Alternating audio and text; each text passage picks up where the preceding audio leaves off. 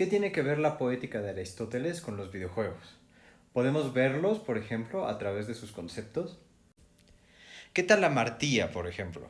Según Aristóteles, la amartía es un error de personalidad o de juicio que tienen los protagonistas de las tragedias, que últimamente los lleva a su caída o a su perdición. El ejemplo más obvio que se encuentra por todos lados es Edipo, es el rey de Tebas que asesinó a su padre y se casó con su madre por ignorar las advertencias de los oráculos. En el caso de Edipo, la amartía es su personalidad violenta y su arrogancia. Asesinó a su padre sin saberlo porque se encontraron en un cruce de caminos, se hicieron de palabras y Edipo acabó asesinándolo. Y no es hasta sino después, en la obra, que nos enteramos que ese hombre no solo era su papá, sino que era el rey de Tebas, que dejó a la reina viuda, y Edipo, al hacerse rey de Tebas, se casa con ella y después nos enteramos, ambos eran sus padres. Pero otros ejemplos de amartía pueden ser Hamlet de Shakespeare o Macbeth. En el caso de Hamlet, su indecisión es lo que termina llevándolo a él a la ruina junto con el resto de los personajes de la obra. Y en el caso de Macbeth, su ambición es lo que lo lleva a traicionar al rey, asesinarlo y para hacerse él de la corona, y lo que últimamente termina por ser su ruina. La amartía no tiene que ser siempre arrogancia o violencia, sino pueden ser muchas cosas. Puede ser ingenuidad o ignorancia o muchos rasgos de personalidad. Personajes más modernos que siguen el camino de la amartía está, por ejemplo, Walter White de Breaking Bad, que primero quiere hacer algo bueno al quererle dejar dinero a su familia en caso de que él falte, pero más adelante el orgullo lo atrapa y quiere ser el mejor y no permite que nadie, incluyendo a Jesse Pinkman, sea tan bueno como él en lo que él hace. O en la película There Will Be Blood, Daniel Plainview, por ejemplo, acaba siendo extremadamente rico, pero termina totalmente solo, ni siquiera sin su hijo adoptivo. Entonces, si tenemos personajes en películas y en series modernas que siguen el camino de la amartía, seguramente tenemos algunos en los videojuegos.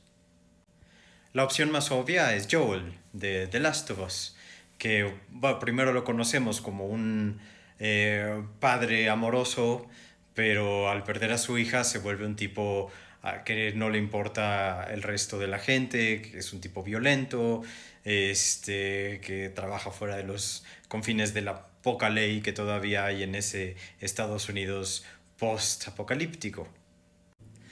Y aunque recupera ese rasgo de padre amoroso al hacerse una figura paterna para Ellie, no puede escapar de todas maneras de lo que hizo en el pasado y termina cobrándosela. Sobre todo en el segundo juego vemos las consecuencias de sus actos. Primero termina afectando su relación con Ellie, pero además le acaba costando la vida cuando la banda de Abby lo encuentra y se las cobra. Los dos personajes de los dos Red Dead Redemption, al ser violentos y al trabajar por afuera de la ley, siendo parte de una banda de malandros, el destino se las acaba cobrando. En el caso de Arthur Morgan, es literalmente por ir a golpear a un tipo que lo acaba contagiando de tuberculosis y pues, le sella el destino. Y lo único que le queda es tratar de hacer que su amigo John Marston escape de la vida de la pandilla y se establezca en una vida más normal con esposa y con su hijo. Pero a John Marston también lo acaba alcanzando el destino de haber formado parte de esa banda y a pesar de que recupera a su esposa y a su hijo de las manos del gobierno de Estados Unidos, estos mismos lo acaban asesinando y lo llevan obviamente a la ruina. En el caso de Kratos de God of War, hablando de la primera trilogía es muy interesante porque eh, al igual que John Marston y al igual un poco como Joel, lo único que quiere al principio del primer juego de principios de los 2000 es recuperar a su familia, a su esposa y a su hija. Y sin embargo su personalidad violenta lo llevan no a recuperar a su familia, sino a primero destruir al dios de la guerra, a Ares, y después ocupar su lugar en el Olimpo, rodeado de dioses a los cuales no soporta. Al final del tercer juego de la primera trilogía, su personalidad impulsiva no solo lo lleva a él a la ruina, sino a todos los demás, puesto que acaba destruyendo el mundo al destruir al resto de los dioses del Olimpo.